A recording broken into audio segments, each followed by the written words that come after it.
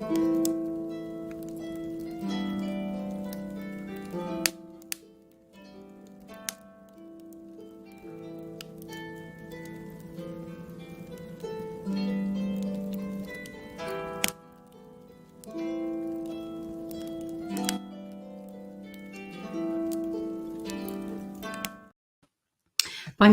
Cordia. Hello, everybody. Eimear Burke here. Welcome to another Fireside Chat, where I'm in conversation with a member of the Order of Bards, Ovates and Druids. As I usually do, I will start with a prayer for peace. Gamara Shiakon na fud na crinne. Gamara Shiakon in our jaili agus in our jirha. Ganairi lin ar chuid garmacha, gamich buichas jiv, je chivdaka, a spirit chivdaka. May peace prevail on earth. May peace prevail in our homes and in our countries. May our missions be accomplished. We thank you, guardian spirits and guardian deities, for peace. As the fever of day calms towards twilight, may all that is strained in us come to ease. We pray for all who suffered violence today. May an unexpected serenity surprise them. For those who risk their lives each day for peace, may their hearts glimpse providence at the heart of history. That those who make riches from violence and war might hear in their dreams the cries of the lost. That we might see through our fear of each other a new vision to heal our fatal attraction to aggression. That those who enjoyed the privilege of peace might not forget their tormented brothers and sisters. That the wolf might lie down with the lamb, that our swords be beaten into plowshares, and no hurt or harm be done anywhere along the holy mountain. With thanks to John O'Donoghue. So let me see where you're all from. West Kootenays, sunny South London. Ferdiad, you're very, very lucky. It has been bucketing for days here. Absolutely lashing down with rain. Northamptonshire. Oh, from sunny at last. Slough. Hi, John. Norfolk. Hello, Linda Joan from Norfolk Island, Australia. I see a raindrop there. Lovely. Stratford-on-Avon. West Virginia, Tacoma, Washington, Finland, lovely, Denmark. I'm doing really well. I had a good week. Extremely soggy Ballinakunlu. Well, that's what it's like here too, Alan. Beautiful, soggy Longford. Okay, I think Ireland is under siege here. Hertfordshire, Poole, lovely, Penzance. I was in Cornwall just after the summer gathering and loved it. Absolutely wonderful. Thank you. Liking my earrings. They're peacock feathers. Hello from Sweden. Beautiful. Washington. Wyoming. Lovely. Yes, my week has been a good week. A really busy one. But anyway, I'm not complaining. It's nice to be able to move. Where else? Finland. I've got Kinsale, cloudy West Yorkshire.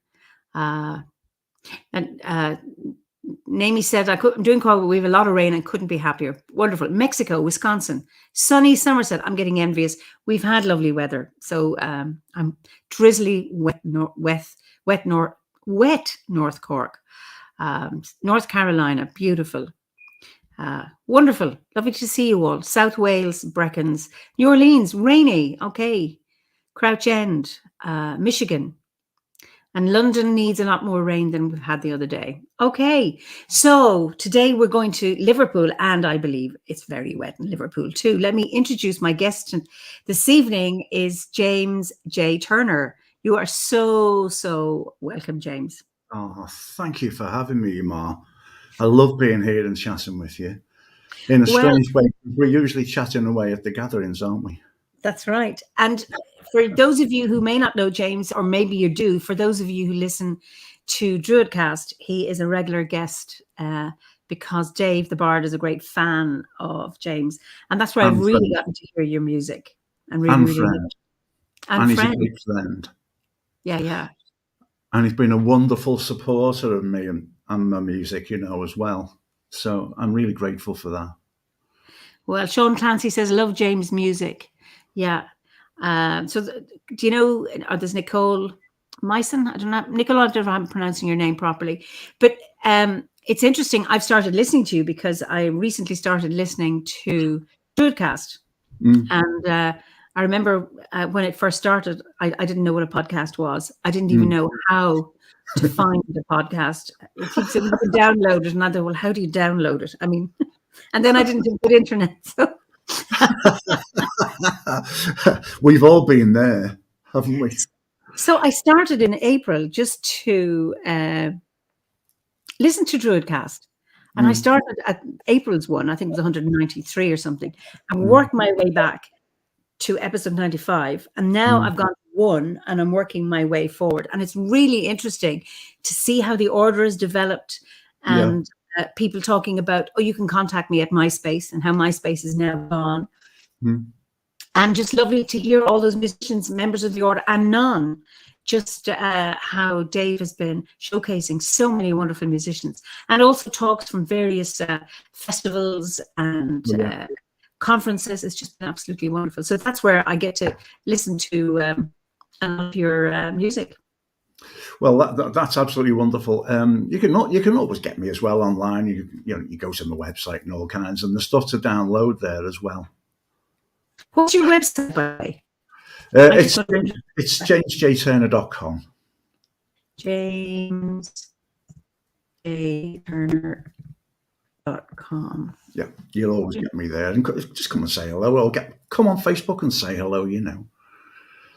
I mean, I'm pretty much friends with everybody on there. Wonderful. Yeah. So, okay, and Eamon Grimwolf says, Druidcast brought me through the pandemic, started at one end and went all the way through. I'm finding, it's interesting you say that, because I've been listening to, the last 3 years listening to podcasts that were actually getting me down, current affairs ones, and then I started listening to Druidcast, and it's actually calmed me. And listen, so many different views. You've got loads of lectures about Wicca, witchcraft, paganism, druidry, different druidic viewpoints, and I binge on it, and it's actually just calmed me down. I've really enjoyed it. I think it's like great medicine. I'd recommend it absolutely. I think Dave's delivery as well helps towards that, doesn't it? I think so. Yeah, he's Devourer of Man. He says, good news, I almost forgot about it. My doctor feared that I had diabetes because blood showed very high amounts, so they took another. It's perfectly balanced. Okay. I don't know if that's in relation to Druidcast, Devourer. That's good to know, though. That's good to know. Yes. So, it's wonderful to be able to do it. Now, you are from Liverpool, which is known as Ireland's second capital. That's true. Tell us about Liverpool and what it's like. It's all right. It depends. You know, it's on, like everywhere. It's on different levels. You know, and different levels what it means to you. So I live in a place called Woolton Village, which is Woolton Village, which is it's an ancient place, although it's become quite commercial recently. And I've been here for a while, and I've lived around, but I quite like living here. I mainly moved here so I've got 3 sons, so that they could get to school easily. You know, they could have a life that didn't necessitate us picking them up, running around. I mean, they're all young men now, although I've still got 2 living with me. But that's the way it is, isn't it? But that's why I did it. So, but in Woolton Village, it's a funny thing we're talking about this actually, because it's the place where John Lennon met Paul McCartney. Wow. Yeah, and it's quite a magical vibe here. You don't get it unless you live here. So if you can go past the tours, and the weird thing, Eimear, is that I think it was 1957 today that they met in the local church hall. The place it vibes, you know. Well, there's a history of druidry here as well, which I didn't know, but there is. Oh. Yeah, there's the Calderstones, which is a 4,000-year-old construction. The farm was broke up, but we still got some of them here, and we can go and see them, and they're incredible. There's a lot of references to druidry, and even down to some of the roads, as like Druidsville Road, Druids Cross. We don't know why. It's just handed down over the years, you know. It's an ancient settlement, so just over the road we've got Camp Hill Woods, which was an ancient settlement over there. Still vibes really magically. Way. Yeah, so it's like that. That's where I live in Walton. But I mean, I've been around in Liverpool because that was my hometown, and that's where I kind of grew up. I was born on the Wirral, which is Birkenhead, and I grew up really in Liverpool. I've done day jobs in Liverpool back in the day. Because my dad said to me, when I was leaving school, yeah, and I've got you a job. Right, because I was playing gigs from when I was 10. Wow. Yeah. When I think back, that must have took doing, but it just seemed okay. It just seemed. Where were you doing gigs at 10? Well, I played on the Cavern, on the Junior Cavern, was my first gig. You mean that young? 10, wow. Yeah. Well, they had a youth club thing there, so I played there. They're playing at youth clubs and things like this, And I think my dad was terrified that I'd just get swept away in the madness because I come from a musical family. But my dad wasn't musical. My dad was an engineer. Okay. Yeah. I mean, he didn't really get it, So he said, anyway, I'm like 16. What do I know? And 16-year-olds were different then, weren't they? A million years ago, not like now. So my dad said to me, I've got you a job. So I ended up working on Liverpool docks, training to be an engineer. Go away. What an experience, Eimear. It was, working with the old boys down there and them taking care of me. Wow. When I look back now, they were, But I mean, I was playing and playing and playing so much, doing gigs, And I thought, I just can't do these two things. It's too much. So, I was about 21 then, and I thought, nah, I'm just following my heart. And I had a chance to tour Holland, and stay in Amsterdam. So there wasn't much competition, really. I was off, and I was settled by then. I had a place to live. I had a guitar, and I had an amp. And I was away, and my dad didn't have much say in it then, really. He just put up with it. So you've been a professional musician ever since? I've done other stuff. So as happens in life, things take funny turns, don't they? So I came out of a kind of bad management deal and a publishing deal, and my band split up. Mm-hmm. And I was just left on my uppers, really, with like nothing. So that went on for a while, and I became quite bitter and fed up, And we should have done this, we should have done that, but of course it just happens, doesn't it? And there's a background to that, which anyway. So my partner Jude, who you met, mm-hmm. my tech support and life support person. We said, well, what are we going to do, So we said, well, I know what we'll do. We'll open a recording studio, and I can go in the studio and we can book it out for bands, and it'll be great. So we said, well, how are we going to do that? We've only got a tenner. Do you know what? We raised the money. Wow. We did. We raised the money, and we opened a recording studio in Liverpool city centre, which immediately got booked out solid. And then I had a studio I could go into. I did my first album in there, The Believer. And then I had a strange meeting with a guy. I got a little tape-op guy to come and help in the studio. He was making tea and stuff. Lovely guy. And anyway, this person came down, like a kind of like job search type dude in a suit. And he went, he was a really nice man. And he went, I tell you what you're doing. You're going to get into youth training. And I went, well, yeah, I know that's an odd one, that, isn't it? You didn't know that, did you? So he went, you're going to do that because this is fantastic. So I went, well, does that pay the rent, And we did do that, and we became one of the biggest providers of disadvantaged young people training that there was in Merseyside. So you were youth training young people in recording? Yeah. Yeah. Oh, so it was like a recording school.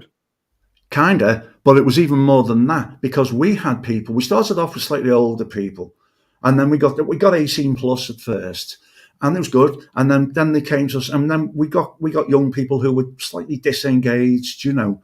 So we lured them in with the recording and the music, and they loved all that. And then we blasted them with maths and English and job searching. Mm-hmm. It grew into a huge organisation. We had 3 city centre in Liverpool sites. We had 15 full-time staff. I know. I didn't do any of the training, but I did absorb a lot of the stress. Of course. Someone has to. Yeah. So, do you want me to carry on with this thread of a story? Because it is going to go somewhere. I had no idea you did this. So this is fascinating. Okay, so we were given, you know, targets for young people to get jobs. We hit all of them. We moved people on. But I kind of started losing my mojo. Okay. Right. And that was really weird, because that wasn't the plan. Mm-hmm. The plan was that it would get my mojo going, you know, but past when I did my first album, and that's signed to Virgin Records, and that went out to North America, and it did great. But I just lost the album. Yeah, okay. I just stopped playing, and I just sat there, like tortured by it, really. Mm-hmm. We were doing great, you know. Everything was cool, but I wasn't. Okay. So I sat there one night and I went, you know, I can't take any more of this. And I've never really told anybody else this except for Jude. So this is really weird to be telling everybody who's there, but I'm telling you, right. And I went, can't you just leave me alone? Oh, never do it. I saw it leave me. Right. And it went out the window. Truthfully, went out the window. I had French windows. It went out the French windows. And I just was empty. Mm-hmm. Gone. So I knew it was wrong, you know, and I knew that was wrong. So that I'm going to have to get my life together here. Mm-hmm. So I started writing again, slowly picking up the guitar, getting back into it, started working with a producer friend of mine, and just generally picked myself back up and moved on. What, just to cut across you. So everything goes out the window and you're empty and you're drained, exhausted, but giving, which is what you're doing. Giving, yeah. So what was it that helped you just turn around? What energized you enough to pick up the guitar and to start writing again? So what was it? Well, for the start, I got into acoustic music, which was, I knew I had to do something that was really, really stripped down, stripped back. I had to find my soul again and my heart again. I had to find inspiration again, because it had just gone. You know, and my lifestyle wasn't that great. I wasn't taking great care of myself. I was taking great care of my family. You know, I mean, I've got 2 grown-up daughters and 3 wonderful sons, and you know, there's a lot of love in our world. But you know, as I say, I was kind of gone and lost. So I started just looking and seeking again. Jude's a Buddhist, my partner. Buddhism wasn't for me. But I learned a lot from that. And I've always been interested in the magical elements of it. So I started looking at that, and that wasn't for me. And then I just slowly but surely started writing. I started listening to people like, say, Martin Carthy or the Incredible String Band. Mm-hmm. Not really rock and roll. Put the electric guitar away for a bit. We can come back to him. Because that's a monster, right? The electric guitar's a monster. I mean, when I'm at this point, I'm talking, I've done hundreds of gigs, toured all over the show. And that monster of electric guitar, that would levitate, you know, really levitate. It was just an incredible energy. So we'll just start off with this, you know. There you go. And then I started becoming inspired again and working really hard on the music. And it just started to come back. slowly but surely come back. And at that time, we're going, this isn't over a week, this is over a while. And I even kind of had at that time, it's really weird, Eimear, because if I look back now, or Jude does, and we've got some photos of me holding the boys, I don't look like me. I look like a different man. Go away. Somehow. I look like a different man. I don't vibe like me. I don't talk like me. I don't look like me. Anyway, so I started doing all that, and I started becoming a bit more me again, which is, a bit of an older hippie type dude, because I was there in the 60s and I loved all that in the 70s. What I remember of the 70s were fantastic.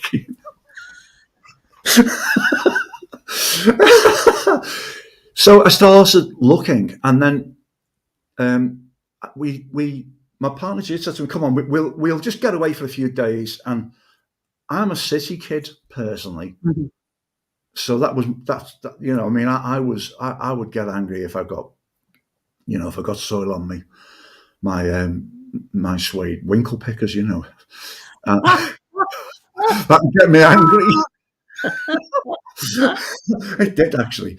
Anyway, so what we did is we went up to North Wales, and Jude set it all up, and I just sat in the car and we went up there. So we went. I found myself on top of Dinas Emrys. Yeah, beautiful place. I've been. Yeah, I know you have. yeah. So it was like I just literally couldn't believe it. Right then, like a piece of jigsaw fitted. I didn't really know much of the history of Dinas Emrys then, but I felt the vibe. It was just literally amazing. And I went, wow, what is this place? You know what I mean? It's so beautiful. And the mountains are all around me, I'm getting quite emotional as I'm talking about it. I'm back there in my head. Beautiful. Beautiful place. And the rivers. So we went back. We were staying in Aberystwyth. So we went back, and I was mind blown by it. Just that energy. It's never left me. And the next day we went down to Carnarvon. Mm-hmm. Right. So I was going to Judy, and this is just. I feel really good. I feel great. I can't wait to get back and start playing again. So we went down to Carnarvon, and I'm walking around, and I looked in an estate agent window, and I saw a little house in Bethgellis. Ooh, okay. Yeah. And I went, that's that place we've just been through. Yeah. And I went, I'm having that. Right. And I did. Go away. And we were there for 4 years. Oh, wonderful. It was only very, very small. It was just literally amazing. Right by those rivers. You know the place, don't you? Bethgellis. It's beautiful. Yeah. It can get a bit touristy, but anywhere can. But that's how the change happened to me. And then I realised, well, I'm going to have to start making some sacrifices. I can't do I offloaded the training thing.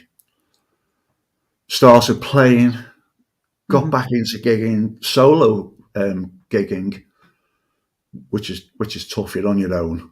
Yeah. There's no band to fall back on. So that's how come I got back playing. That was my journey that got me there. Wow. And maybe we could, before I get into what brought you to Druidry, maybe you do one of your songs. Yeah, do you want me to do one now? Yep. You're in for a treat, everybody. Oh, thank you. That's too kind, isn't it?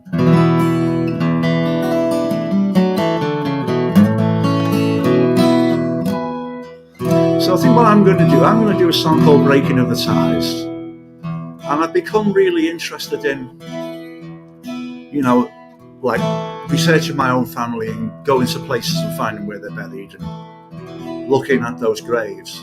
Mm-hmm. And I got thinking, that a lot of them were agricultural workers. So the Industrial Revolution paid to that. But on the upside, they moved around a lot, and probably those people, I think, certainly were the first people who could read and write in my family. So I wrote this song. It's called "The Breaking of the Ties."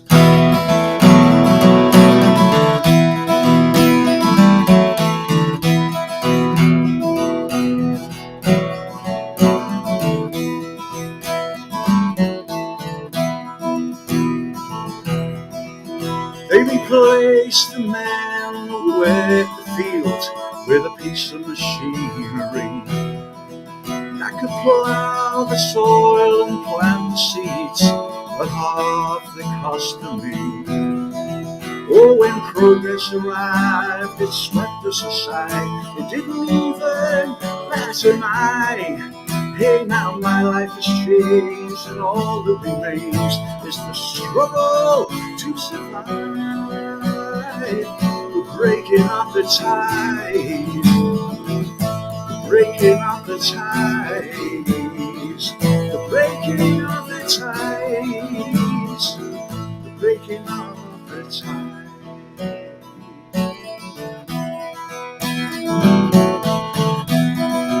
When the way dried up, we packed our bags and made for the nearest town. But for men like us straight off the lands, there were no jobs to be found. One more night of going hungry, broken up by children's cries. Oh, if you lose your grip on life, it's a blessing in disguise. The breaking of the ties, the breaking of the ties, the breaking of the ties, the breaking of the ties.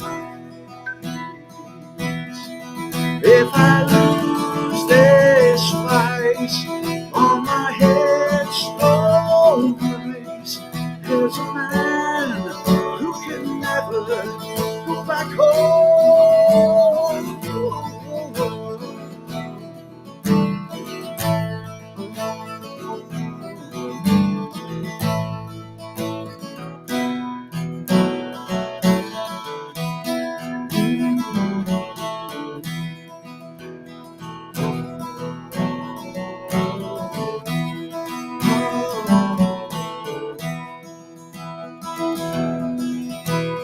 So many years I've been left standing here with one foot in the past, a reminder of our histories down the well-trodden paths.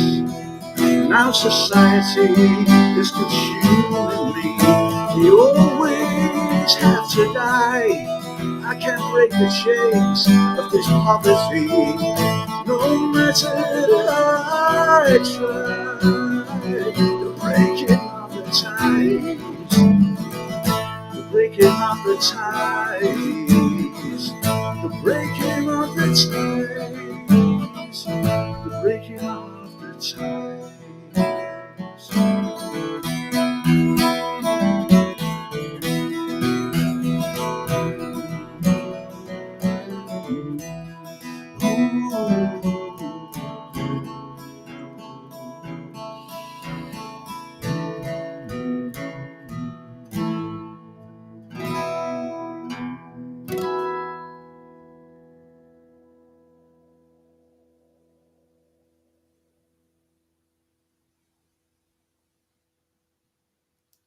It's beautiful, beautiful, absolutely beautiful.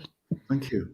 Oh, a great music, wonderful guitar playing. Timey says, again, a fascinating story of a truly lived life, so inspiring. Sean says that was incredible, so powerful to hear those lyrics live with that energy and steady picked and strum beat. Fine bardic inspiration, beautiful. Thank you, beautiful. Loved it, loving, fantastic. Wow. Thank you so much. Thank you. Getting great responses here, and he has promised everybody that there will be some more songs. Oh, there's definitely going to be some more. You can't stop me once I get going now. Well, now I can't stop. It's just wonderful. So what was it that and then the Garden Muses, the lyrics really spoke true. I was just tickled when you mentioned, what a city guy you are and how you getting angry with getting a bit of mud on your suede winkle pickers, and yet so much of in your ancestry were people of the land. Oh yeah. They really were, and it's humbling and so beautiful to know their stories as well, because these days you can so easily find them, can't you? Yeah. And there, as you know, there's a lot of Irish, and they're from Dundalk, and there's people from, and people from, there's a bit of a history to that one, actually. I'll tell you about that. Tell us. Oh well, it's just one of them just got shot by the British Army. Oh dear. Okay. Oh dear. Yeah, never mind. We don't because of some kind of weird affiliation that he had. But anyway, and from Somerset as well. I've got people from down there. Okay. Actually, I was doing a festival down there last year, a Tangle Roots Festival, and I found some of their graves by pure accident. It was so amazing. Some of my family's graves, and I didn't even know they were there until quite recently. So they worked the land, and some of them worked on the salt mines as well, because we have quite a lot of that up here. They've been there since the Romans. And one old dude who was at my great granddad, he was working there till he was 80. In a salt mine till he was 80. Till he was 80. Wow. So I think we're still going through an industrial revolution now. I think you touched on it before when you said, well, once it was MySpace, now it's this, now it's that, now it's the other, blah, blah, blah. We've got AI coming through, which I'm very scared of. I really am very scared of that. And I've heard it all when it's going to go into recording studios, because I think music touches people when people play it. Yep. I think it's got to be played. It doesn't matter if it's flawed. It's the human breathing, it's the breath, it's the heartbeat, it's the pauses. But if you've got AI in the studio replicating someone's voice, I think we're doomed. And that's only starting. I agree. And it's interesting. I know when my kids, so my son is now 25, will be next week. Right.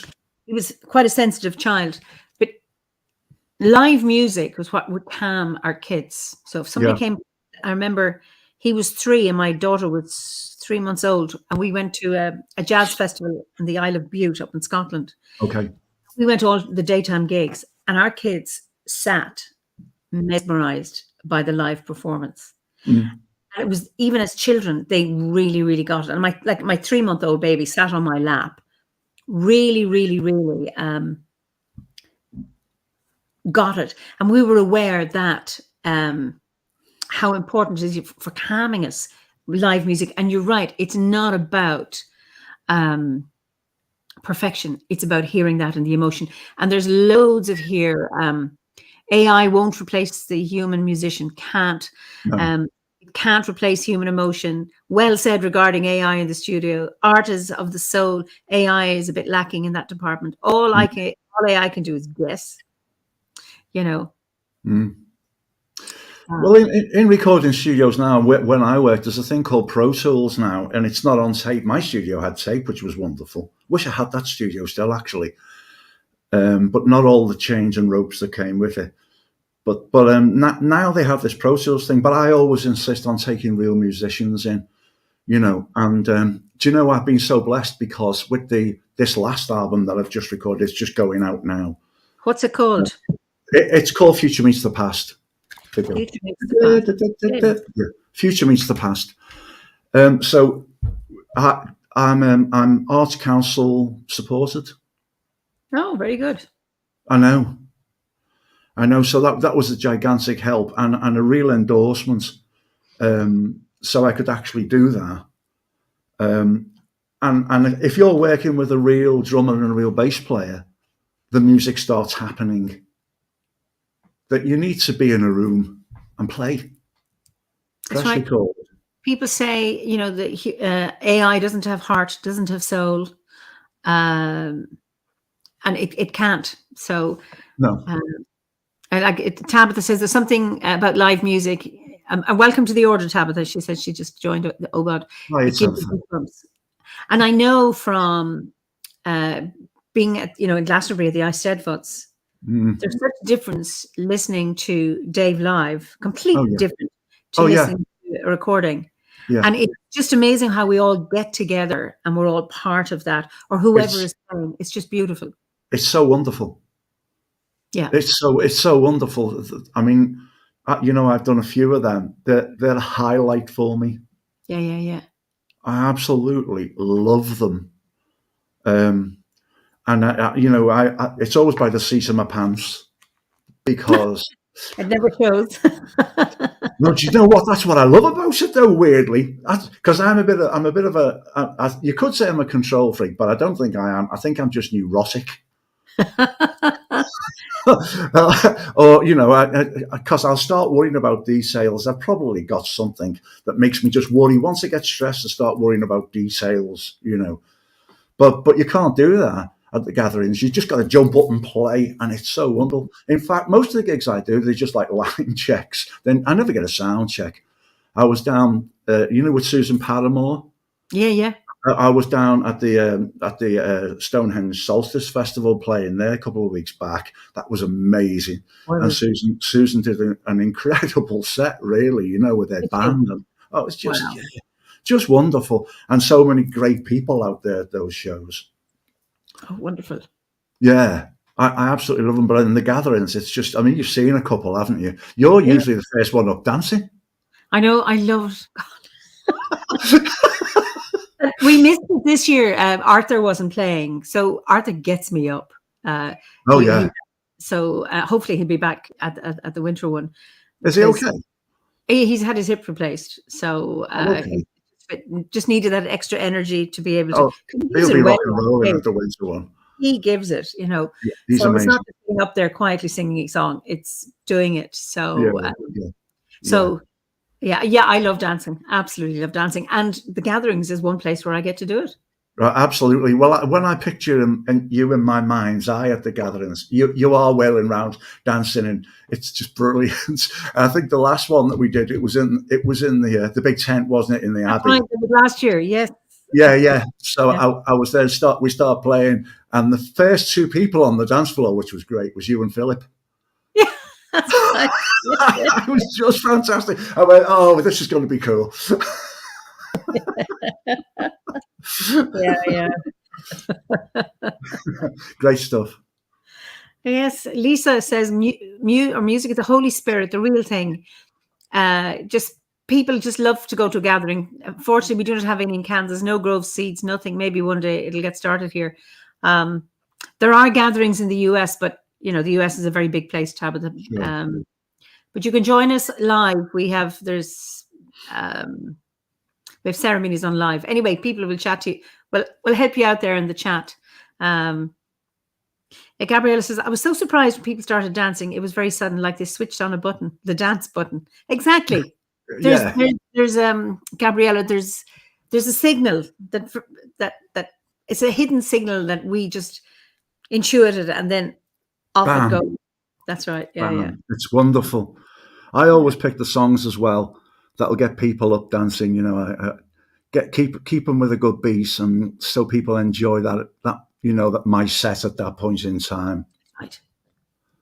So I wouldn't necessarily do Breaking of the Ties there, because that's a sitting down thing. I could do it earlier on, I suppose. That's right. Yes. Work is up. Yeah. Work it up. Yeah. Get it going. Get a head of steam up. Brilliant. So, what brought you to Obod? How did you Druidry? I mean, I know you said that you were kind of tipping into a bit of Buddhism, but it wasn't for you. So you said like the magic of the Buddha, the magic in Buddhism still didn't do it for you. So how did you find Druidry? Did you go into did you come straight into Obod or another? I looked at other ones. I looked at other ones, and I just started reading books, some by Philip, some by Eimear, Living with Honor. I do love that book. I've read that many, many times. And I thought, this resonates for me.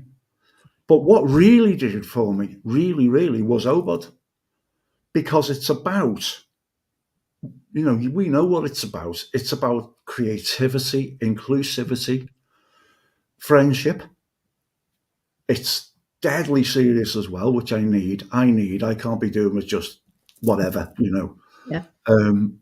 some wonderful people. I could learn an awful lot from it. Yeah. And then, Dave. Yeah. Yeah. And it was like, oh wow, this is for me. So I remember sending off my first track to Dave, and Jude said, I don't think he's going to play it, because she didn't know, and I didn't know. I didn't even know anything about Dave really, but I'd read stuff by Philip, and he mentioned Dave. I was wow, and then he did, and then I came down to a gathering, and then it was just over. I was in. That was it. that was it. Then I was just in. So for me, it was Obod. But whatever it is, whoever it is, whatever organisation it is, I love them. But for me, Obod.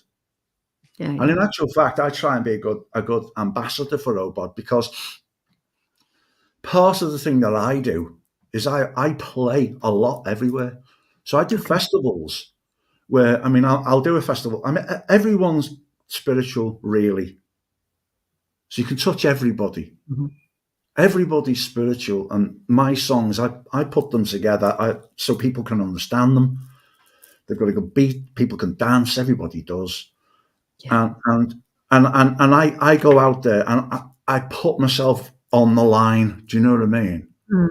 So I'll go and play, and I'll just, for argument's sake, where am I going on Saturday? I'm going back down to Shepton Mallet on Saturday. I'm doing the Wilderness Festival. Okay. Yeah. So I'll be heading off there on Saturday morning. I'll be stopping in Glastonbury on Saturday night.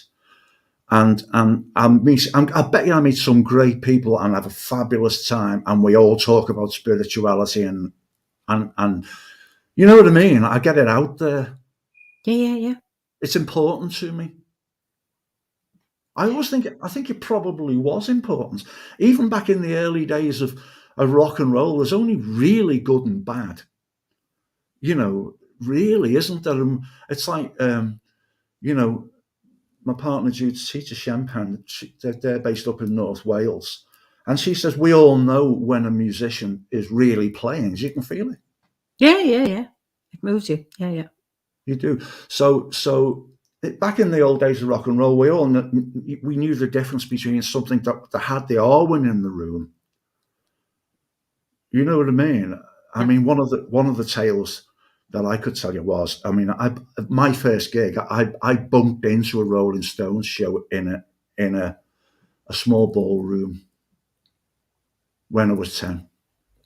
So it was down the road from my nan's, and I skulked in there, got in there, sneaked in for the sound check. They'd gone. But I managed to hang about. Nobody cared, because it was mayhem. And I stood next to Brian Jones all night.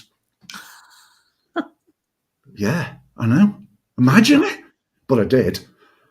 And I kind of, that was a big deal. That changed, because where I came from, people didn't look like Brian Jones, They had pipes and stuff. Nothing wrong with the pipe, but they had them when they were 26.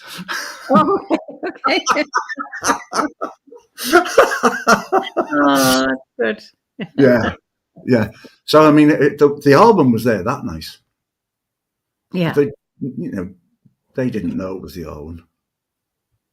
They just did it, And something transferred. I've had a few transfers over the years. Explain. That's been really important to me. Well, I'll tell you what. Let's have a think. Because I'm a veteran gig goer, so I've seen some incredible gigs. But I've had more personal things than that. So for argument's sake, here's one. When I was going through that period I told you about, and it was just coming out of all that stuff and going back into music, I said, oh, look who's here. It's Willie Nelson. Yeah. He's playing at the Philharmonic Halls in Liverpool. I'd quite like to see him. I don't know why. Okay, yeah. So okay, yeah, come on, we'll go. So we went down there. I'd seen Bob Dylan and everything live, but Willie Nelson's he's a different character, So after the show, I managed to meet him. Oh, what was that like? Well, It was absolutely amazing, in as much as he didn't really say much to me. Do you know what he did? He got hold of my hand like that, and he looked me right in the eyes, and he didn't stop. Right? And I was like, oh, wow, like that. And he walked along, keeping hold of my hand, and he didn't let it go. Right? I mean, the guy's a legend just there. If he was just there in front of you, it's pretty awesome. But he didn't let it go, and it just went bam. A transference of energy. So I said to Jude, I said, "Did you just see that? What happened?" And she said, "Yeah. What was that about?" And I said, "I don't know, but it's never left me." So Wow. I then, as you do, I went and bought like his kind of biography and everything. Turns out it's a thing he does. He does this thing with his eyes to people. So I don't know, maybe he picked up, maybe he just went, this guy needs it. He needs me to blast him with some energy or something, but that's what he did. So that was this transference. I imagine he doesn't do it just to anybody, but he does it, obviously sensed something about you as a musician, as a creative person. That's incredible. I'd love to think that, but I was just there in my old ripped up jeans, my old ripped up Levi jacket, just in awe of him, literally, because and that's what he did. That's what he did. So there's an example, I think, of that's how long ago was that? no, it's years ago, 20 years ago. Wow. And he's still going strong and still producing albums. He's still touring, I mean, I don't know how they do it because He's 80s, or is he 90 yet? Yeah, well, he's probably getting towards 90, isn't he? I know he's just still doing gigs. It's just amazing. And producing albums every year. And producing albums, yeah. He's 90. Somebody says here he's 90. Thank you, Matthew. Wow. So, I mean, his music is a bit of an acquired taste. I'm not plugging his music, but that's what he did. And it was love just his voice. Oh, I love his voice. Yeah. I love his voice. Now, a lot of his music I do like, and some I don't. But yeah. I just love his voice. Absolutely. He's a character. But anyway, in answer to your question, that's what he did. And sometimes just ordinary people that aren't Willie Nelson just give you something. Yeah. Do you know what I mean? If someone believes in you enough to just give you something, yeah, just say, do you know what? You're doing really well there. Keep going. From the heart. If someone just does that, well, that's worth its weight in gold, isn't it? Yes, absolutely. People need it, and people need to be told sometimes, you're doing all right, keep going. Because sometimes, I get depressed like everybody else, or I'll feel miserable, or I'll get up in the morning and I go, why am I even doing any of this for? It's too tough. I'm aching, my back's aching, or something like that. Why am I doing this? You know what I mean? And I've been doing this forever and ever and ever. When does it end? And never. I don't want it to ever end, and I've been doing it forever and ever and ever, really, when I think about it. But if someone goes to you, yeah, that was really good, that. Wow. That's worth its weight in gold. Yeah. You know what I mean? Yeah. Incredible. So, when you've talked about Awan, and we call it Imas here in Ireland, where do you get it? When does it come to you? What's your relationship with it? Okay. Well, I knew about it before Druidry. I knew about it. It came a bit later. I remember doing some shows, say like maybe in Dingwalls in Camden Lock, in London and stuff like that. And I started realising, hang on, there's something here that I can access. It's it's like it's a natural energy. And I figured it then. I thought, well, if I want to go up with it, I can do that key and I'll go up. If I want to go down with it, I can do that key and I'll go down. And that did me for many years. But it's different now. It's like flowing, right? Like a river, or like as if you were riding a horse. I mean, it's there on lower levels, right? It's there all the time. Lower levels, the beauty of everything. My gorgeous son. But we're not talking about that. We're talking about what I do with it for me, aren't we? So if you're not careful, if I'm performing and I'm zoned in on that, it's like ceremonial or ritual. I'm getting all my stuff together, and I'm talking to people, and I'm plugging in, and then I'll start, and it starts happening, and it starts flowing, and it's powerful, really powerful. So, like if you were riding a horse, and you were working with the horse, and you were steering it, and you could feel it. See what I mean? Yeah. It's like that for me. And that's when it's at its most powerful. It's a bit like, I feel it could destroy me, really. How do you mean? Well, I feel I could lose control with it. I feel, I don't mean ecstatic, because I'm kind of ecstatic when I'm playing anyway, when it gets there. I mean, it could be powerful. I could drown in it. And I also worry about different levels of consciousness, because there's like a level of consciousness that sometimes I don't want to go to. And if I'm not careful of that, I can become somewhere else. And Arwen will take me there. Is this when you're playing or when you're writing your songs? Well, that's a good question, actually.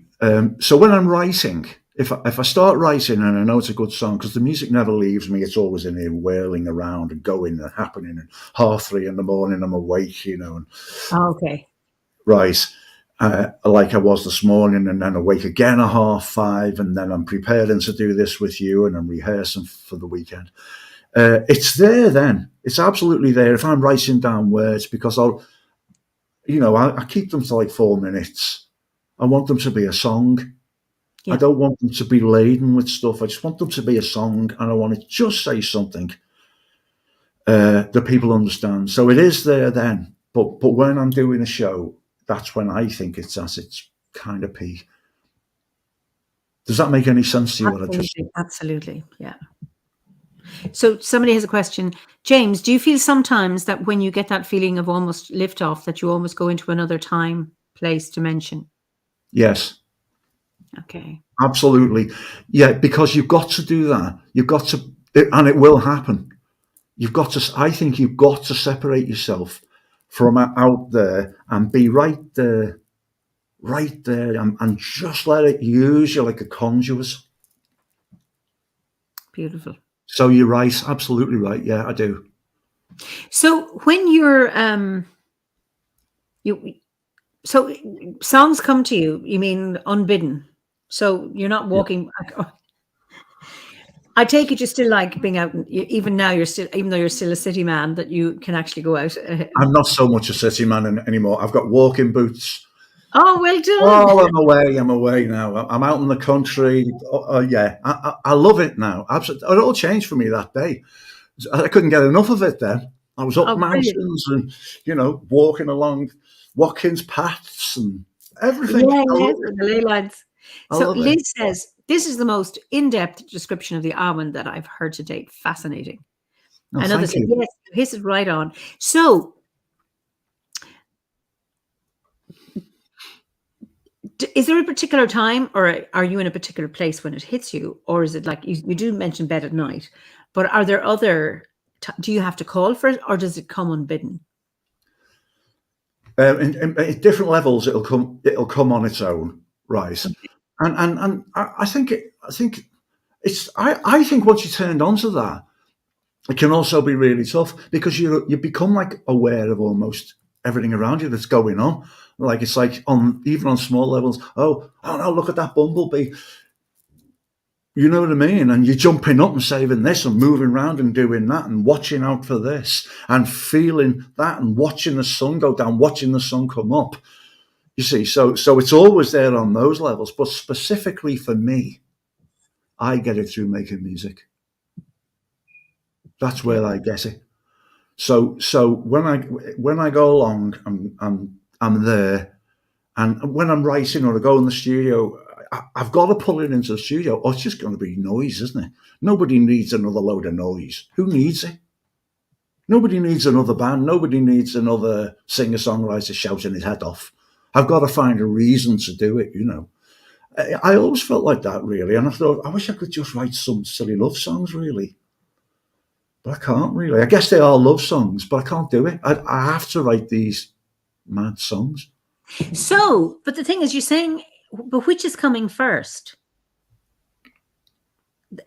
Is it the almond pushing the first seed of a song? Because you're talking about, you know, when you're in the recording studio, or the almond's there, but how does the song start to write? I mean, to write itself. It just comes like that, like an idea. So the melody will be there, and I've got, you know, we've all got these wonderful phones. So I know. Yeah, straight off, I'll record it. So I'll go straight into that little thing, and I'll go, you know, breaking of the ties, and then I'll come back and I'll write a little, quite good. See what I mean? So then I can revisit it. I also like a purpose. So I like a purpose. I go, well, you know, I'm gonna need to write some new material. And then I'll go back through my phone and I'll remember the vibe from it. Okay. And it'll just jump out at me, you know. Then I'll start writing it. And there's I mean, it's just such a joy, really. I don't know how I can do it. I don't know. I just do it, really. I know all the stuff about gluing songs together, verses, choruses, and all of that. But the inspiration behind them, I don't know, just comes. It's interesting because I think we're ready for another song. But you know, when you said what, just one of the comments earlier, when you said that Willie Nelson looked, you know, gave you something, passed on something to you. Sure. Sean Clancy said that's exactly what you did by your story and your music to us tonight. Well, do you know what? Thank you so much. I really mean that, because the last thing I want to do is come on and start going, oh yeah, this, that, and the other, because I don't feel like that. I don't, you know, I really don't. I'm just in awe of the guitar, let alone anything else. Well, you see, that's that oneness and suspending the ego and just being at one with the music and the song, the voice and the guitar, and then that comes from the heart, and then that's what you give out, and that's what people receive. It's very complex, though, isn't it, as well? Because there's a lot of conditioning going on.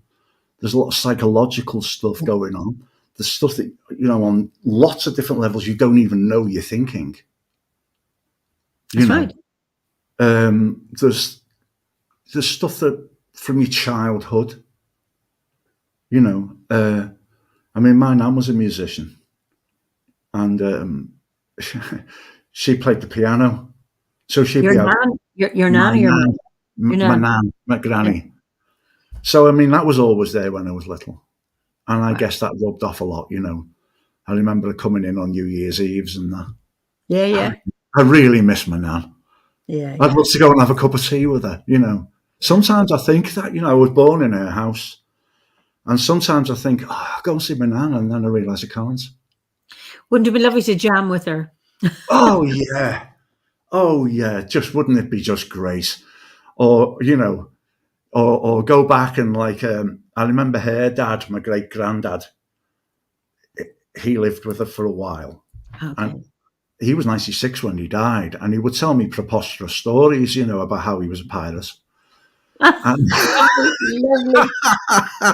but really, he actually was a Victorian. Yeah, yeah. Yeah. So when I think back, imagine the change he's seen in his life. Yeah. Everything. And he told me these ridiculous stories that I believed until I was about 30. But that's okay, because I told my sons exactly the same stories. Well done, well done. Yes. So I played a song. Great. Just another question from Linda Jones. Do you think music is a gift, or can anyone be good at it? That's a big question. Is it Linda? Linda Jones. She's in Norfolk Island in Australia. I think it's probably both, I think it's probably both. It's absolutely a gift. Yeah. As for whether it's just like a really special gift that only some people can do, some people just can't sing, can they?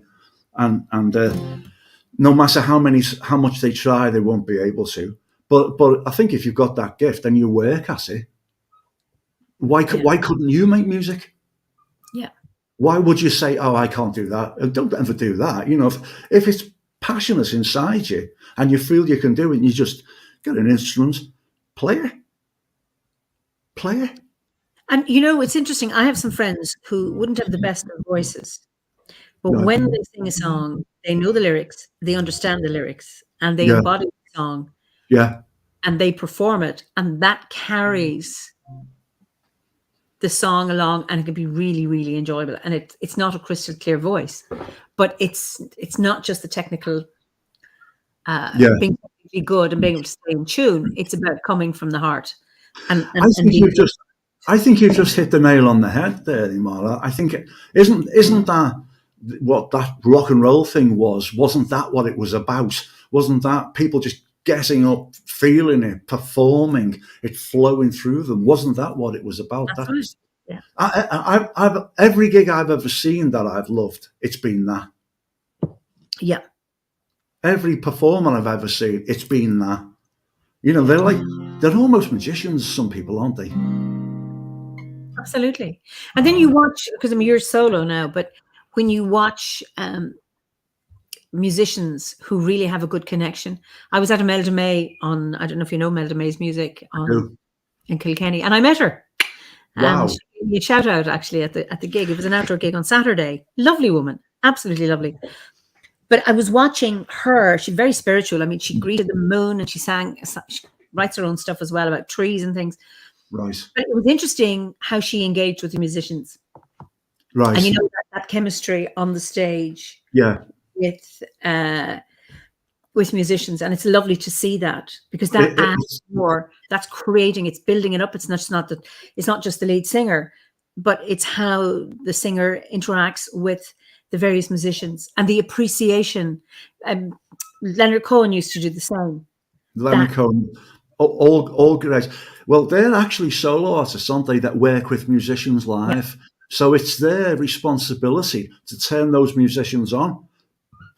And that's a form of Arwen as well, isn't it? Yeah, absolutely. And I could see that those two artists particularly are people who do. Christy Moore is another one. I used to watch him with the various artists he would work with. And you kind of go, I want to be on that stage. I want to be on that stage with them. Yeah. Just be enveloped by the connection and the buzz between them. Who's that guy who does the slide with them? Last time I saw Christy was on the Philharmonic in Liverpool, and he has some guy playing a slide guitar. Beautiful. It's not Declan Sinnott? Declan Sinnott, yeah. Yeah, they've been playing for years, yeah. Yeah. Well, he's the real deal, Christy. He is, yeah. He's a real bard, because his songs are declamatory. He does composes bardic declamations, which, when you think of the bards of old, they said what was what. If the ruler wasn't doing what the ruler should have been done, there would have been a satire, there would have been a song or a poem or something written about the shenanigans that shouldn't have been going on. He does that. He talks about human rights. He really says it as it is. He does. He tells it like it is, or he wouldn't be bothered. And that's the key that he uses to his Arwen and his magic, isn't it? Yeah. That's it. That's what turns him on. He's going to tell it like it is, or he's not going to do it. Yeah. And Exactly. Exactly. I so respect that. It's not just like a turn. Yeah. And here's the turn. They're going to do a couple of ABBA songs. I love ABBA, by the way.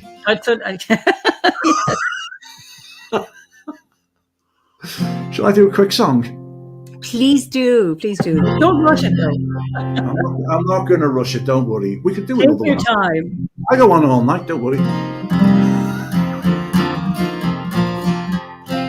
So this song's called "Real Change," and it's what we need, really. We need some proper change, don't we? We need some proper change. So I'm just gonna play it. Stop waffling.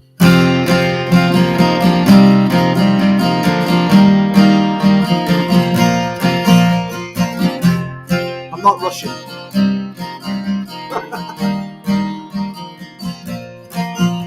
A thousand rain-soaked streets, a million locked front doors, the patter of bare feet on countless ice-cold floors, the rituals that guide us, the ancient ties that bind, the future still inside us, the past not far behind.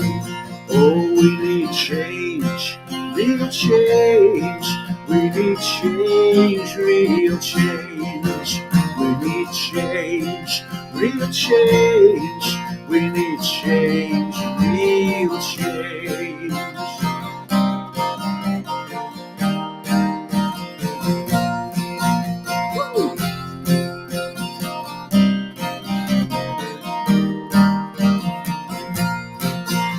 The counting of the pennies, the turning of the screw, the sign not having endings, the deniers of the truth, controllers of the many, with the deep and hollow eyes, the eyes that never soften, the eyes that never cry. Oh, we need change, real change. We need change, real change. We need change, real change. We need change, real change. Is this how it is? We're all just cards in a well-oiled machine. How can the future exist if the past was all a dream? Oh, yeah. We need change, real change. We need change, real change. We need change, real change. We need change, real change. Is this how it is? We're all just cards in a well-oiled machine. How can the future exist if the past was all a dream? Whoa, whoa.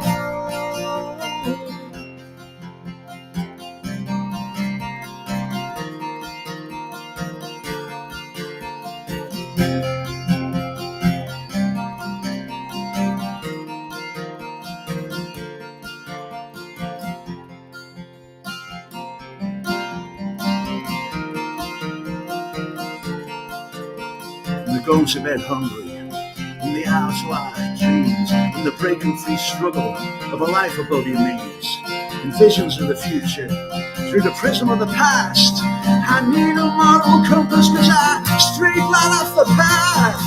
Yeah, we need change, real change. We need change, real change. We need change, real change. We need change, real change. Oh, oh, oh, yeah. We need change. Oh, oh, oh, yeah.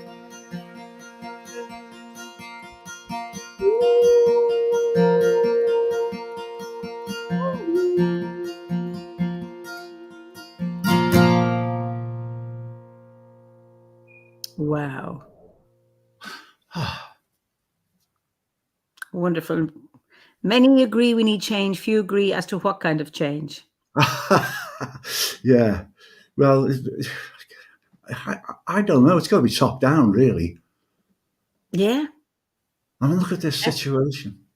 Somebody says, love hearing this song. We do need change. Good to hear a positive protest song. Just beautiful. Thank you. Somebody says it was on Druidcast as well. Oh, yeah. That's right. Dave played it, yeah. Wow. James, you have an aura that captures us all into your music. That's from Poppy. That's so lovely. Thank you, Poppy. Yeah. That's amazing. Brilliant. Yeah. Just that alone will keep you going all week. So Jules said, brilliant lyrics, need the CD, magical. So thank you. Just wonderful. So when has Druidry supported you?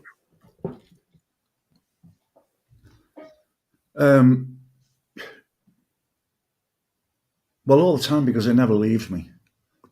But primarily when I first discovered Obod.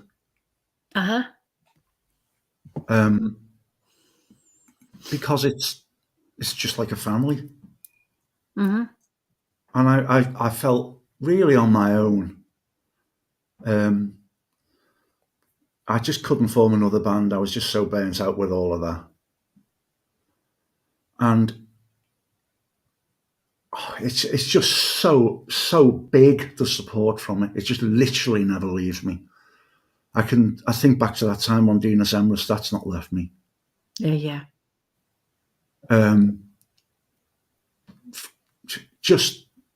It just literally never leaves me. It's always there supporting me. I know I can fall back on it because I couldn't argue against it. You can't argue against it. It just is what it is. It's real, isn't it? Yes, it is. I can't argue against it because it's simple. It's there. Yeah. I'm looking out the window now. It's there. It supports me all the time. I can fall back on it. I can have it just inside me quietly as I'm going through life. Mm-hmm.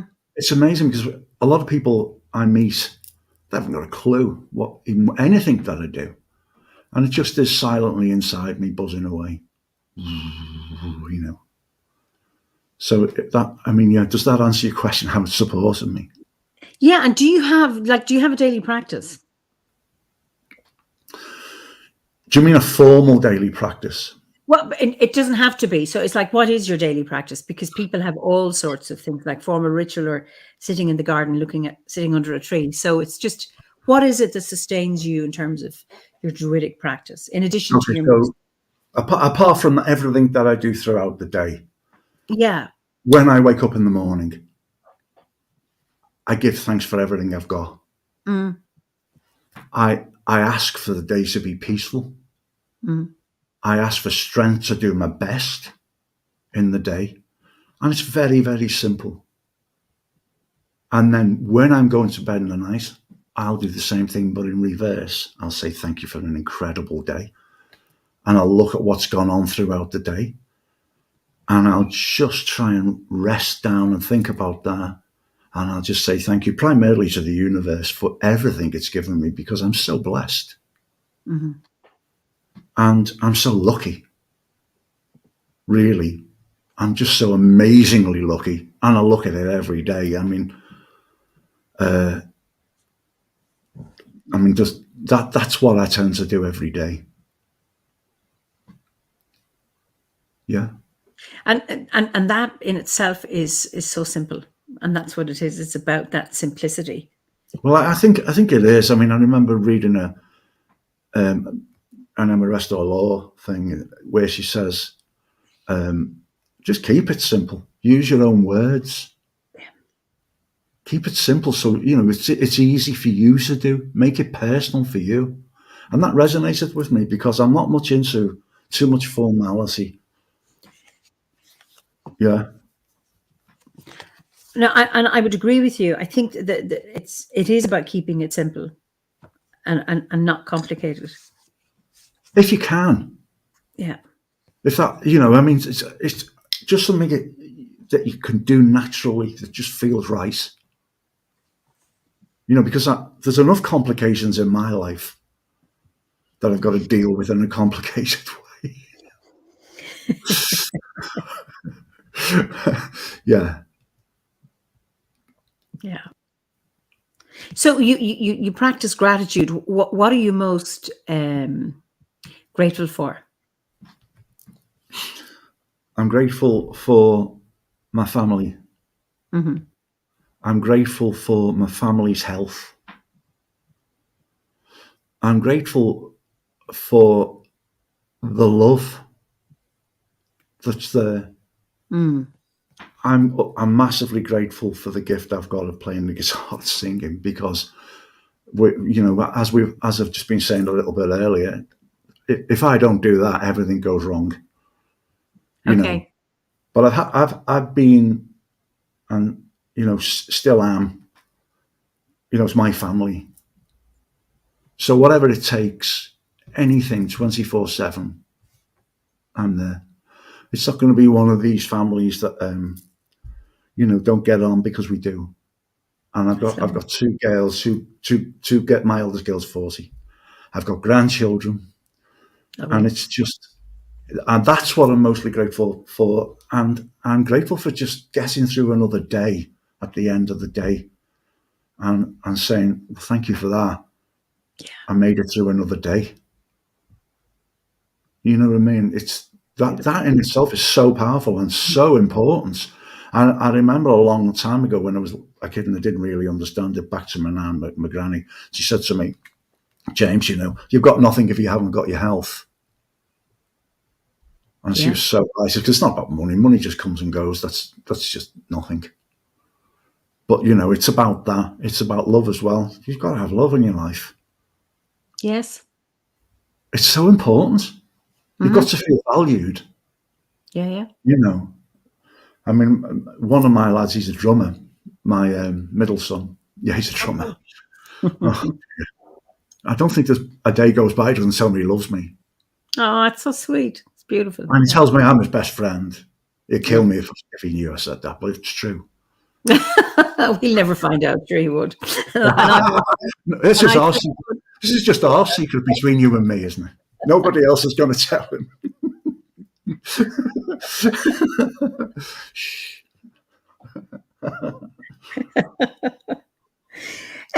what would you say, given that you've achieved so much? What's your greatest achievement, or what is it you're most proud of? Um, I'm most proud of bringing up my kids. Yeah. I'm most proud of that. I mean, I probably should be more proud of my work, because sometimes I look back on that and I go, wow, because I never stop. Yeah. Yeah. I never stop. I'm at it all of the time. And sometimes I go, James, you can't you just take it a bit easier? Take it a bit easier. But I never really do. I'm always at something, and jumping in cars and going somewhere and getting the guitars out, and everything else. And as we found out, it never leaves you. Yeah. So I'm proud I've stuck at it. I'm proud, really, that I've stuck at it. And personally, I mean, that's a funny question, because it's made me really think, and yeah, I'm proud. I'm proud I've done that. I'm proud I've stuck to it and stuck at it and stuck to what I do. And I intend to do that, because, I'm not getting any younger. There's going to come to a point where I can't jump up and reasonably rock the roof off a place.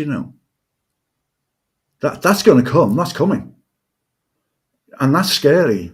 I find that really scary. I find sometimes, that stupid thing on your phone, Facebook, and it comes up and it goes, and that was 7 years ago. Yeah.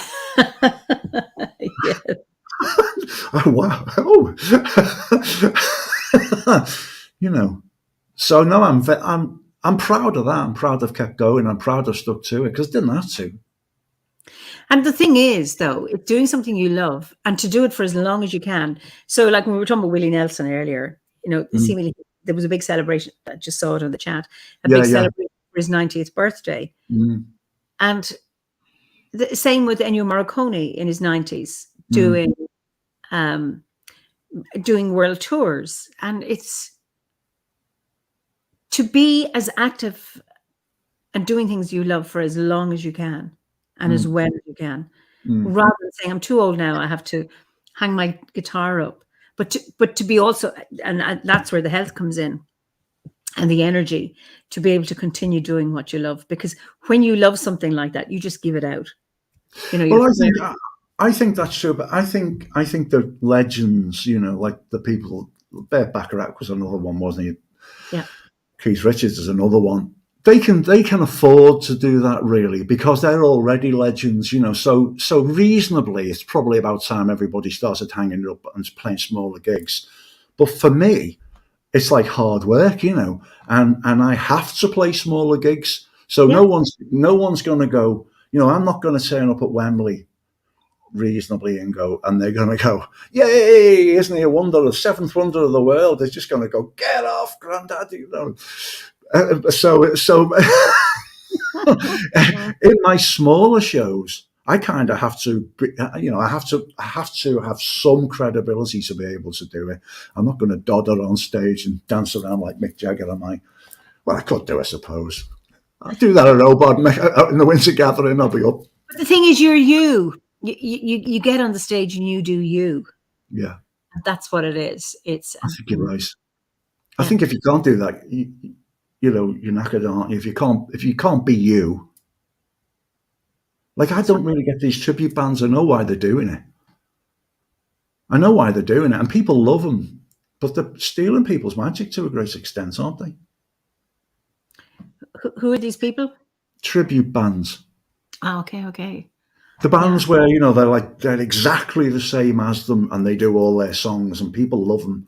But I kind of thinking, wow, I'm not sure I see the point of that. I might sooner just have a day job. Yeah, I mean, I was at an 80s festival last year and they had a Kate Bush tribute and she was brilliant because who else was there? UB40. And they've all either they're gone, nobody else, and they did a really good job. And then there were the genuine, there were the still intact bands,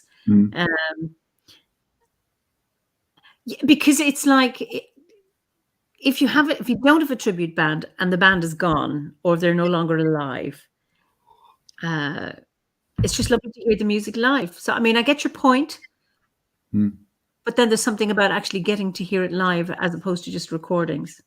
Yeah. No, I know what you mean. And a friend of mine is Gary Christian. He's in the Christians, remember them? And they keep touring, and they're doing great. People absolutely love them. Yeah. And why would they not do that, I guess? Yeah. But they're singing their own hits. That's true, yeah. So it's different, you see. So you could go along, and if you were a fan of them back in the day, you could say, well, oh, wow, I loved hearing that. Do you know, I've never seen Kate Bush live. That's got me thinking, I wish I had. She's incredible. Absolutely. She really is. I feel really angry at her, actually, as well, because I wish that she'd just get to it. I wish she'd just go and tour again. I wish because she did one tour. Isn't she? No, Liverpool, no. Oh, God, that she was. Well, you've read my mind there, because back in the day, I was on the road and Kate did her own tour. And she opened up in the Liverpool Empire. Ah, okay. And I thought, I can't go and see her because I'm in somewhere, miles away. I'll see her next tour, and it never happened. And I wish she'd just get back in the studio, meet some new people, get making music. But, it's up to her, isn't it? That's true. Absolutely, yeah. But I do love her work. She's so brilliant. Oh, yeah. And my son, who's 25, he's a great fan. Of Kate? Yeah. Because the music's timeless. Yeah. Jules says the future will be holograms of the real artist. Well, ABBA did that. ABBA have started that, and that's themselves by choice, which is really strange. But that's so scary, that, isn't it? With holograms. She's right as well, and then everybody could see them. I worry as well, I worry about, the great artists, that reach so many people, the Lennons and McCartneys, and I worry they're just not there anymore. I think the music business has become so cynical. It's a terrible business on the business end. Yeah. And I have known some wonderful people, but I've known some horrible people as well. Yeah. And I don't think that it's got to be there. It's never going to happen again like the Beatles or something like that, where the social change, but there's got to be real talents out there. And I wish I would just heard more real talent out there. I wish the music business was a bit more, figured towards finding it and developing it. Where back in the day they would give you like a bit of an advance and you could start writing your album and they put you with a producer. Now you just got to do so much work yourself. Yeah. You just got to do it all yourself, And if you can't, well, you're doomed, aren't you? Whereby, like, where the Beatles met in this little church hall that I can see out my window. Yeah. They were 15. They were making those incredible records when they were 22. And they met in a church hall. Was that like they were attending a service, or how did they meet? It was so the St. Peter's Church up the road here, just literally around the corner, and they have like a fete, once a year. So they have, they had the Salvation Army brass band, so and so playing, and the Quarrymen, and John Lennon was in the Quarrymen, and Paul McCartney was 15, I think, or 14, and they just met at the show. But this area is quite funny. The people that live here and live there, you would kind of know them, and I know them. They're like my nan. Okay. They're that kind of people. Do you see what I mean? And it's steeped into the ground, really. I think that they came from more here than Hamburg. Okay. They came from this place, really. It's quite different. And you get all the tourists come here. And I go past John Lennon's house every day. And people go, oh, we've seen his childhood home with me. And they go, oh, yeah, we've seen a little boy in the window. And I thought, well, that doesn't surprise me because you probably manifested him. He's probably looking out the window going, what's all those people doing in the coach looking in? Because these people are like madly devoted for it, and they're coming from like Japan. And is it now a museum, or is there somebody else living there in his childhood home? It's a museum now. It's like owned by the National Trust, I think. But people lived there for years afterwards. And he lived with his auntie. But yeah, it's like that, really. I wonder where those people are. Oh, and Eleanor Rigby's buried up the road here as well, the real one. Oh, really? Okay. Yeah, and she's not a fictional kind of dude. She lived 3 doors down from me. Did you know her? No, I didn't. But her husband was alive when that track came out. She passed away suddenly, and the husband married the daughter who lived here in my house. Okay. That's weird. So obviously the thing about her, she died on her own and things like that. That nobody came. That wasn't true. That was true. That was true. She had a husband, but I don't know what was going on there. I just had line being buried along with her name, and nobody came. It's quite It's a great song, isn't it? Great song, but it always touches me. Very sad. Yeah, incredibly sad. Well, he was there, Father Mackenzie. He really was there. And wow. Yeah, and like she's buried there, and her parents are buried there. It's actually a beautiful graveyard. That I like to go and just sit there. It's very beautiful. And there's the people who built my house that I'm in now. They're buried there as well. So I like to just sit there and have a little chat with them sometimes. And I go, everything's okay in the house. Don't worry.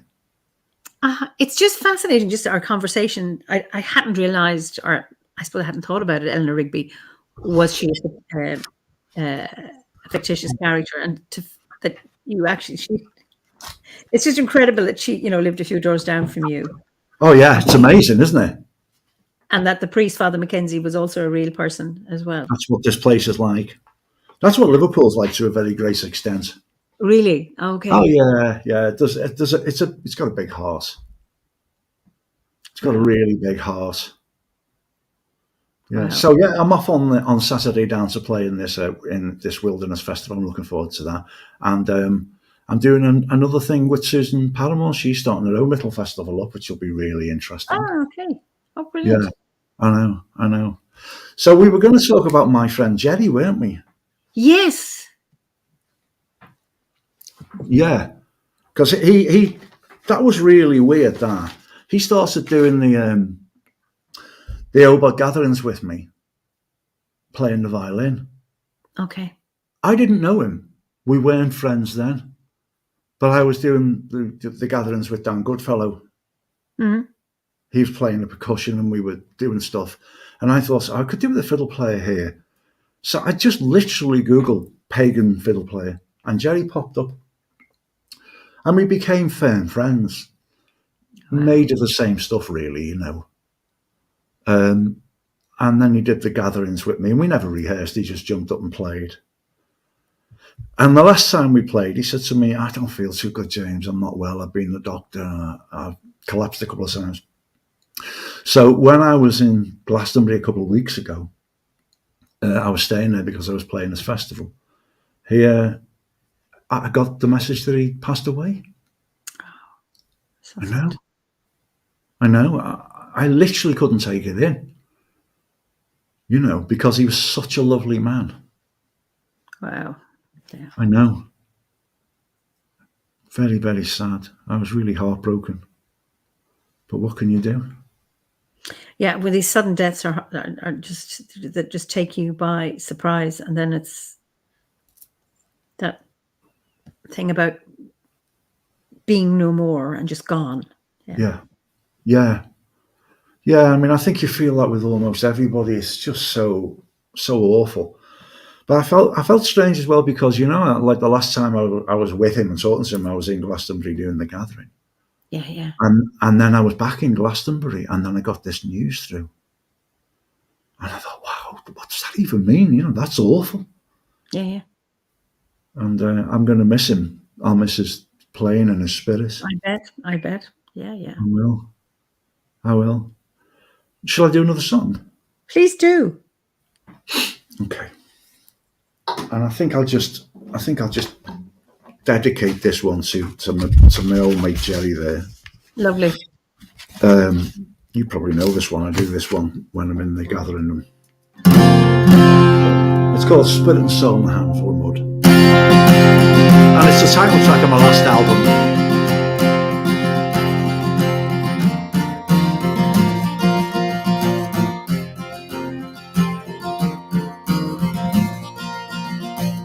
I was really freaked out just the other day. Another good friend had to go away. Someone took him down in his prime, and I'm left here still doing time. We're all just made of flesh and blood, spirit and soul and a handful of mud. I'd live forever if I only could. Spirit and soul and a handful of mud. Spirit and soul and a handful of mud. Spirit and soul and a handful of mud. Spirit and soul and a handful of mud. Spirit and soul and a handful of mud. Hey, oh. Between being born and an early grave, you can't buy happy with the money you save. Some from the man pulled in your core, you turn from a whisper to a mighty roar. Well, we're busy doing wrong, but we like to do good. Beats in your heart, that flows in your blood. We like to be strong if we only could. Spirit and soul in a handful of mud. Spirit and soul in a handful of mud. Spirit and soul in a handful of mud. Spirit and soul in a handful of mud. Spirit and soul in a handful of mud. Hey, oh. I'm not such a fool to think you can buy it, possess it and keep it in a cage. I choose to be open and honestly try it, constantly engage with the music and the mystic and the beauty and the words that leap right off the page. The sun and the moon, stars in the earth, and all the sacred ways. Spirit and soul in a handful of mud. Spirit and soul in a handful of mud. Spirit and soul in a handful of mud. Spirit and soul in a handful of mud. Spirit and soul in a handful of mud. Hey, woo, yeah. I'd like to take the minutes that fly away, save them in a bottle for another day. When I was it's easy for time to kill. Oh yeah.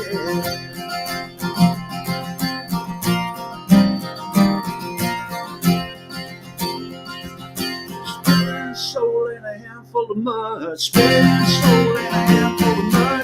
Spinning soul in a handful of mud. Spinning soul in a handful of mud. Spinning soul in a handful of mud. Hey, yeah.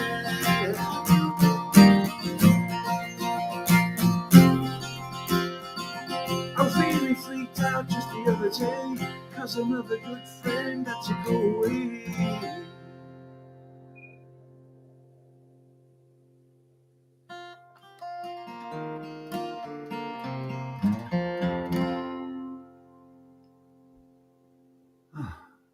Wow, it was just beautiful, beautiful. He would love that. Oh, he would. He'd be playing his fiddle here and everything. Yeah. Wow. Did he ever play on any of your albums? No, he didn't. We planned to. We planned to put together a little band called Grown Wild and get in and do some recording, you know. But it didn't happen. And, you know, it's never going to happen now. Yeah, yeah. But never mind. Just have to keep on pushing on. Yeah, and it's about being grateful for the gigs you did have, you know. Oh, yeah. Oh, well, as Dan Goodfellow called them, he said those golden moments we had together. Yeah, yeah, yeah. Absolutely, yes. Well, yeah, we've covered a lot of ground, haven't we? We certainly have. So, what's the most reckless thing you've ever done? Let's go to... Oh, dear. Well, many, but they never seemed. They never really seemed reckless. I mean, how about spending all my youth traveling around in a transit van playing rock and roll? How about that? That was pretty reckless, and not thinking anything to do with my older age, because that was never coming. That's true. I mean, I love that. I love that. Just, I have a transit van. It's now a camper, and I just love it. So it's interesting, you know, when I ask the question, you know, it's a very interesting question, because I've done what reckless things that were the right thing to do, but would have been reckless by somebody else's standards, but not by mine. Absolutely. You know, it's taking the risk that you need to take in order to move on with your life or whatever it is. And for some, they say that is outrageous. And I suppose it's interesting. Yeah, I imagine your dad wanting you to be an engineer because that's what'll pay the bills and that'll pay the mortgage. You know, that old singing and that music and that guitar is not going to pay bills. That's not going to get you get a real job. Yeah. And to be able to suspend, you know, after so many years, give up the real job and then just follow your art, your heart, your soul. It's reckless in one way, and yet the most important thing that you can do. It is, and you know, here we are. We're living life, aren't we? I mean, I think just to quit that day job after, you know, because I did become an engineer, you know, as I served my apprenticeship, and I could have just done that kind of forever. And there's nothing wrong with that, but it really wasn't for me. So I think at the time, you know, that seemed a bit reckless, really, but I didn't. Absolutely. I was so young, and you know what? I never really, I don't really think about that. I just keep doing it, you know. I mean, I should probably just get a job now, really. It's probably a bit late, though, isn't it now? But, you know, just get a job, James. Stop it right now. Stop that guitar playing right now. But I'm never going to, am I? No, absolutely not. Absolutely not. It's about, you know, honoring yourself to continue to play, you know, with your very being, your essence, your soul, and until it's time to pass over. Absolutely, that absolutely is it, and realizing just how blessed I am to be able to do that. it's not just a throwaway thing. It's not just a being silly. No. It's really, really important. And judging by just, people are saying, touch my soul, well done, bless you, incredible conversation, just powerful, just beautiful. And, you have to be true to who you really are. And then someone says yes to what I said. I can't remember what I said. Anyway, just a few minutes ago. But thank you for your songs. That's what you're offering when people can hear it. That that's your gift. I mean, that's my practice, isn't it? Yeah, exactly. Yeah, that's this, isn't it? So how blessed am I? But I couldn't just throw that away. I know plenty of guys that kind of have, and they've just gone, no, can't do that anymore, and they really can switch it off, but I can't. You can't. No, there's something still burning, and it's interesting when you talk about your nan playing for so long, and Willie Nelson's 90, and he gave you something. So I play till you're at least 90. I'm going to, yeah. Oh, yeah, I will do. Well, look, I tell you what, here's the deal. When I'm 90 and you're probably 60, I'll do another podcast. Brilliant. You're really kind. Just tell me, how old is Mick Jagger? He's 80. Oh, he's that young? I thought he was older. Well, he might be 81. McCartney's 82. Ah, okay. Yeah, okay. Okay, he can still keep going. Yeah. He's still going for it, isn't he?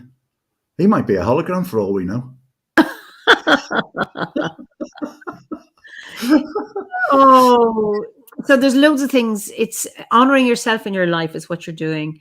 And Philosophical Phoenix says, I'll add my thanks as well. You are truly inspired and therefore inspirational.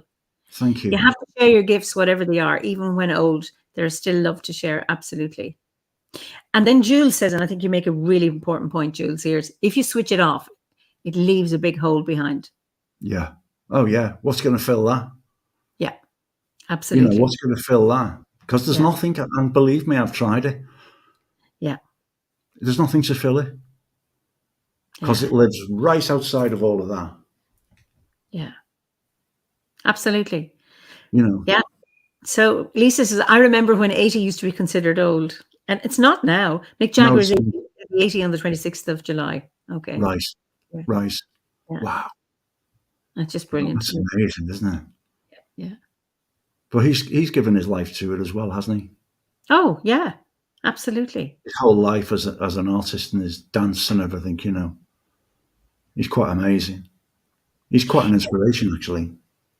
Yeah, it's who is it? Clint Eastwood. He's in his 90s and he's still making films. And somebody asked him, how do you? He said, "I'm not letting the old man in." Ah, yeah, that's good advice. I used to be a nurse a long time ago, and I remember looking after elderly people. And you kind of young old, and you've old. Oh, by the way, Willie Nelson wrote a song, "Still Not Dead." That's brilliant.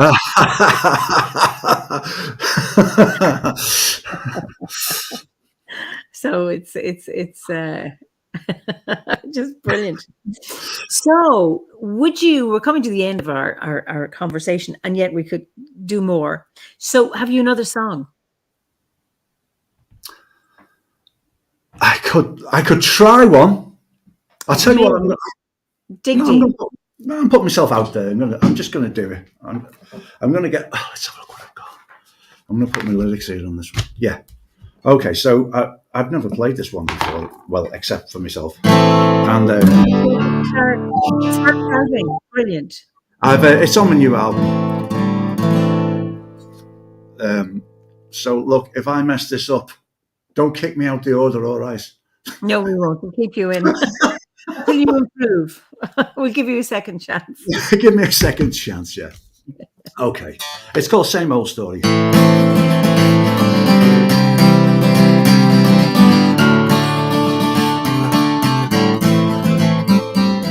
It's the same old story, the dividing up the prize that they spirited away right before your eyes.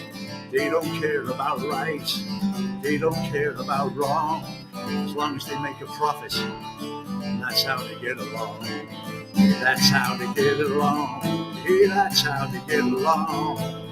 It's the same old story.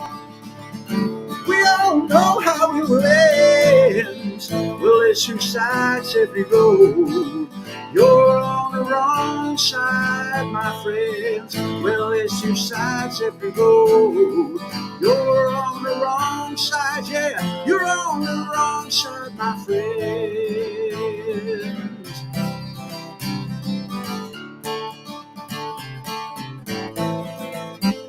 They'll violate the air and desecrate the land, calculate the wealth of the soil on which you stand. You can have your peaceful protest, they're gonna let you have your say, but when they stop pretending, they're gonna do it anyway. They'll do it anyway, they'll do it anyway. Same old story, we all know how it's gonna end. Well, there's two sides every road. You're on the wrong side, my friends. Well, there's two sides every road. You're on the wrong side, yeah. You're on the wrong side, my friend. Destroy your children's heritage and the place where they belong. Block up all the ancient paths till one day they're all gone. Divert all the rivers and chop the old oak tree. While there's money to be made, they're never gonna let it be.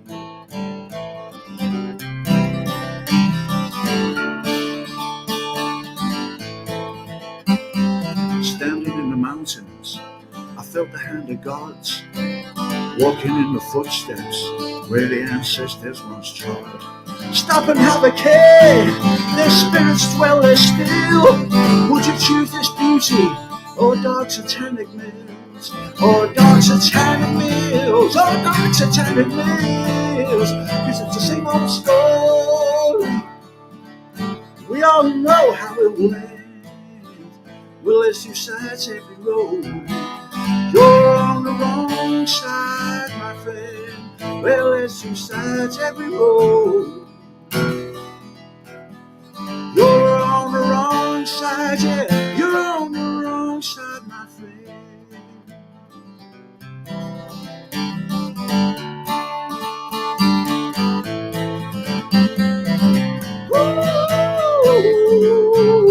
Oh, yeah, it's the same old story.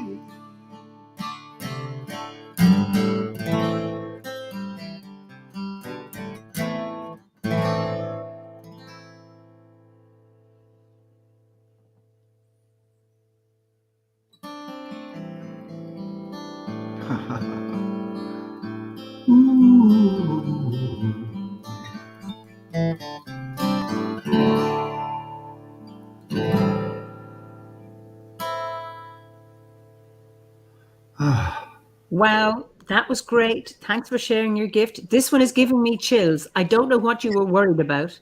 Incredible, powerful words. Thanks for your created shared bubble and giving us the chance to plug in. Amazing. Just Thank you so much.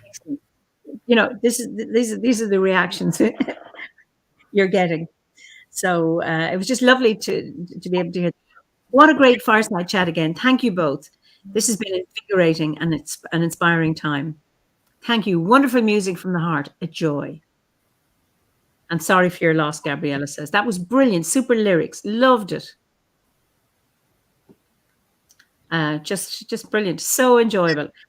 You know, people really, and we've got lovely viewers, you know, who really good music. So, and again, you know, when I started these chats, it was to have a conversation with ordinary members of the order. And nobody has been ordinary. There's no such thing, is there? Exactly. Yes. We want that. That's right. You know, it's like Lisa says, never stop, James. Great evening. Thank you both. Oh, that's wonderful.